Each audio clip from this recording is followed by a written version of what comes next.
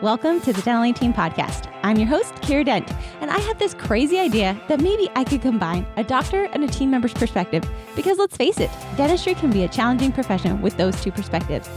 I've been a dental assistant, treatment coordinator, scheduler, biller, office manager, regional manager, practice owner, and I have a team of traveling consultants where we have traveled to over 165 different offices coaching teams. Yep, we don't just understand you, we are you.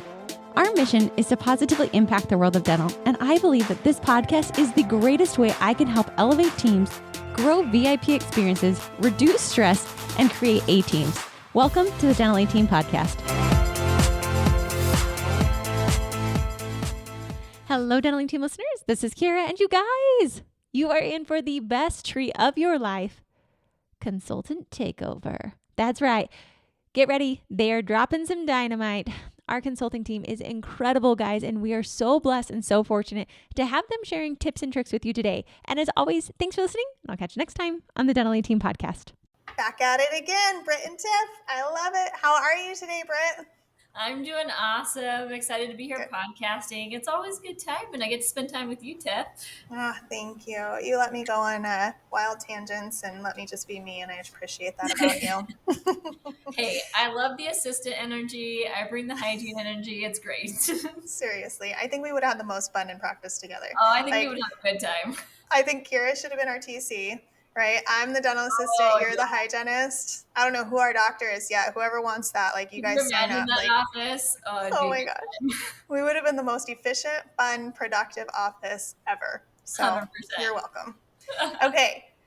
I have a fun one today for us because I secretly love morning huddles. I always have. But when I was in practice, I know I always loved them. But my hygienist hated them. And they were like, why am I here listening to I was a dental assistant, right? So I'm like, yeah, let's talk about the day. And they're like, why am I here listening to everything that's happening on the dentist side? Like, that doesn't make any difference to my life. So I always kind of saw that. And they were just a little bit like, here we are again, going through route slips. But I think that we've figured out a good way to really get these morning huddles kind of all-encompassing for the team and not really boring. And so I thought it would be fun to really talk about that and really, I think that the morning huddle preps that we have are something that would have been fantastic in my practice and would have made our morning huddles go a lot quicker. So I thought we might talk on that. And I really wanted you to speak from the hygiene aspect because my hygienists don't always love them when I bring them. So I thought it would be fun for that and kind of pick your brain a little bit on what you think a hygiene or a morning huddle prep should look like and what's important for the hygienist to really know and listen to. Yeah, absolutely. Let me just guess. Have you gotten the answer of like, well, this is stuff I do anyway. So like, yes. I'm already prepping for my day. I feel like that's a common answer we get when it comes to hygienists, right? All the time. I already do chart prep. I'm like, okay, cool. I'm really glad you do that. Yeah. I hope you do.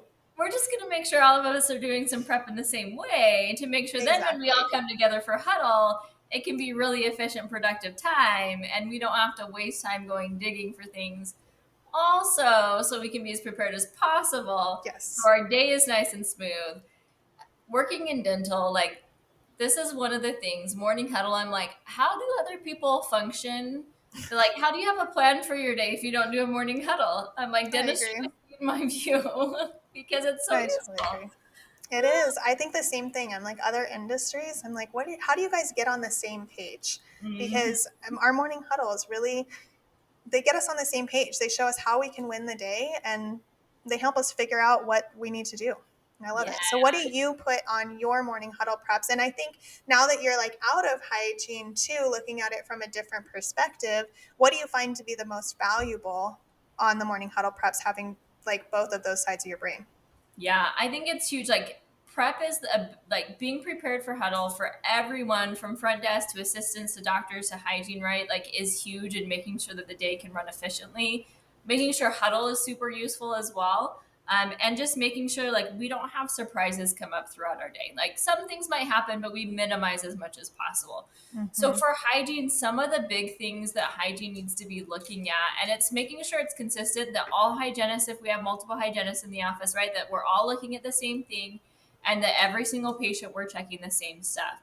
So as a hygienist, I'm definitely responsible for making sure I review like what did we do last visit? what did we do on this patient last? So I know like, all right, what did we do? What are they due for today? Do they need x-rays? Do they need perio charting? What's going on? What's this appointment today? Making sure that what's actually like scheduled in the appointment is what actually needs to be done today. Making That's a sure big all one. the codes are correct in there. Yeah.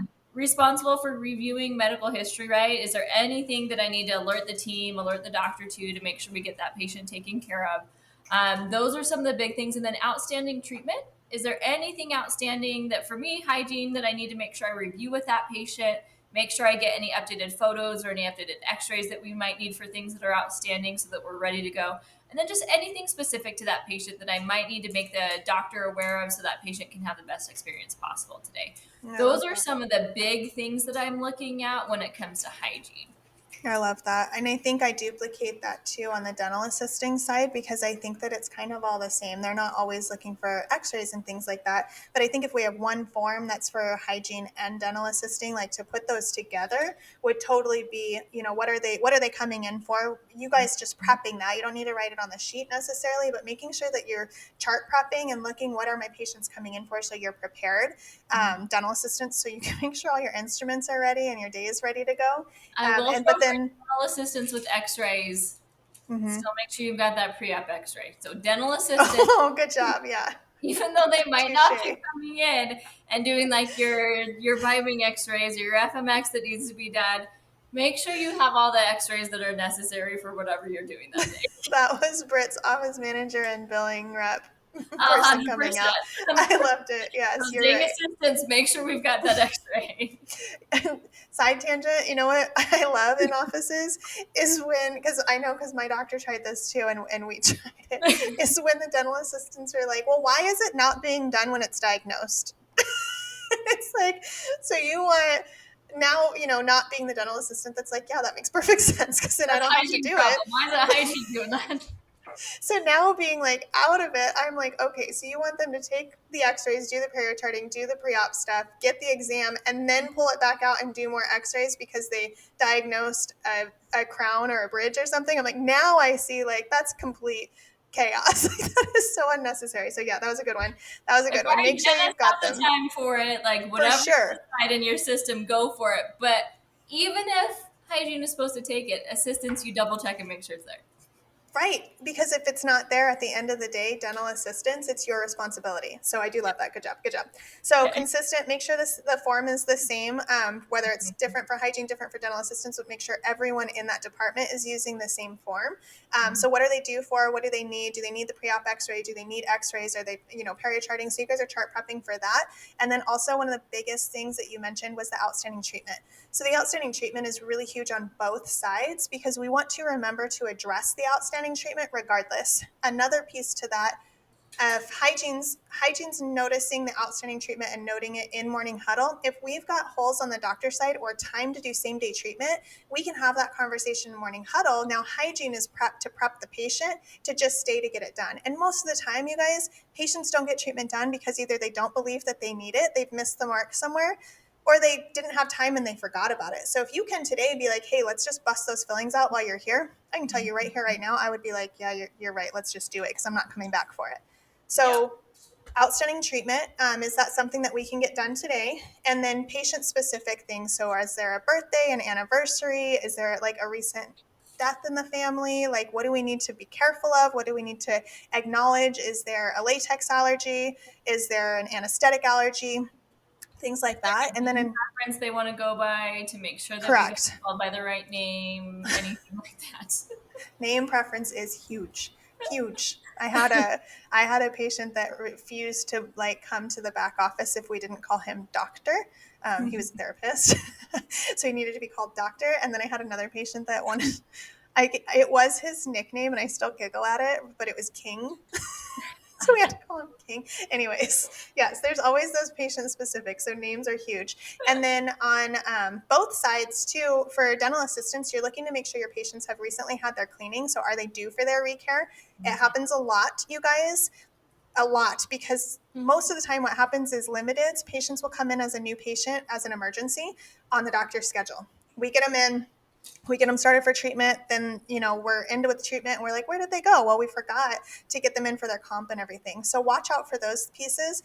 Or sometimes patients, it's like 8 months down the road, they're like, hey, I'm ready to do that crown. So we schedule them for the crown, and then they're 2 months overdue for a cleaning. So make sure that they've had their recent cleanings, and then both sides, hygiene and doctor, or look to see if the patients have any family members that are overdue, especially if it's a mom with kids or whatever, so that we can try to grab those as well and get that recare schedule filled. So Just your really prep look for forms. the opportunity for like when we're prepping charts, like yes, it's for today, like making sure everything's good to go for today. And is there like what other opportunities of things does that patient need or does their Yeah. family need that we can just make their lives easy and get things taken care of while they're here today? 100%, because that's the patient experience, right? We want to make it a good patient experience. And if you're in for crown prep on the doctor's schedule, I used to do this all the time. I'd be like, hey, your crown's milling. Like it's going to be 45 minutes or so before your crown is done.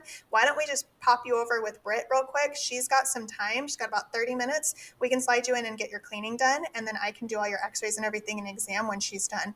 So then it just fills that spot in hygiene. So we kind of would manipulate things around and call other patients if we needed to. But if I knew my patient, because we talked about it in Huddle, needed something, I could look at the gaps on the schedule and see, well, where can we maximize their time and get the most done for them being here right now? I will tell you right now, I would be super frustrated if I had all of this work done and I sat there for 3 hours and then you tell me I've got to come back for another hour. Like, I'd be like, okay, well, give me some time. Like, I need some time off. I just gave you 3 hours. I just did my hair today and I gave her 3 hours, right? I'm not going to go back in 2 weeks for another hour with her. I'd be like, no, girlfriend, like 10 weeks. I see you every 10 weeks for 3 hours. That's all you get from me. That's exactly how I would be. I'm the epitome of like, I'm super sweet, but I am the epitome of like the trouble patient. I am the one that's like, if you don't do it today, I'm going to forget that we needed to do it. I'm going to tell you to put me on the ASAP list. And when you call me to move my appointment up, I'm never going to be able to. It's just, that's who I am. I'm going to question like, wait, I thought I was on the membership plan. Why is it this much? I know these things. This is my job and I still do it to my office. I'm like, I love you guys. I'm so sorry. Anyways, create the prep forms. So that's your action item, you guys. Figure that out. Figure out what's important. How are you going to implement them into your morning huddle? But first, create those prep forms. We do have some examples. We've got some templates you can reach out because you guys, we implement these in offices all the time, constantly. This is what we do.